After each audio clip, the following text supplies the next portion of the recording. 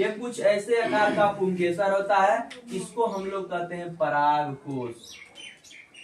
परागकोश। और तुमको पता होना चाहिए कि सर हम लोग पढ़े हैं ये कि सर परागकोश से ही परागकण निकलता है, और वही परागकण सर कहाँ कहाँ जाकर के कैसे निषेचन यानी परागण करता है उसके बारे में हम जानेंगे। लेकिन उससे पहले सुनना है कि सर परागकण बनता कैसे है और परागकण निकलता कैसे है। ध्यान से सुनना कैसे निकलेगा। तो हमने बताया ये पूरा क्या है, पुंकेसर, और इसके ऊपर वाले भाग को कहते हैं परागकोश।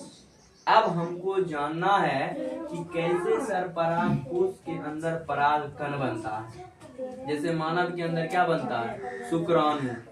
शुक्राणु स्पर्म नहीं बनेगा, मानव जनन नहीं कर सकता है। ठीक वैसे ही परागकोश में अगर परागकण नहीं बनेगा ना, तो याद रखना, अगर परागकोश में परागकण नहीं बनेगा तो याद रखना वह पुष्प भी जनन नहीं कर सकता है। ध्यान से समझना है, सुनना है, एकदम बढ़िया से सब बात समझ में आ जाएगा। देखो इसके लिए हम करेंगे क्या, ध्यान से समझना। इस परागकोश को हम काट देंगे। कौन तरीके से? दो तरीके से काटा जाता है। एक होता है अनुदैर्ध्य काट, एक होता है अनुप्रस्थ काट। अनुप्रस्थ काट, ध्यान सुनना इधर।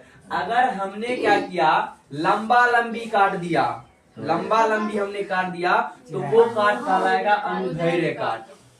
जैसे ये परागकोश अगर ऐसे करके लंबा लंबी काट दिए ऐसे करके, तो ये कौन काट? अनुदैर्ध्य काट। लेकिन हम इसको लंबा लंबी नहीं काट के बीचे बीच काट दिए, ऐसे हटकी ऐसे हमने काट दिया, तो ऐसे काट को हम लोग कहेंगे अनुप्रस्थ काट। और याद रखना, अगर हम परागकोश को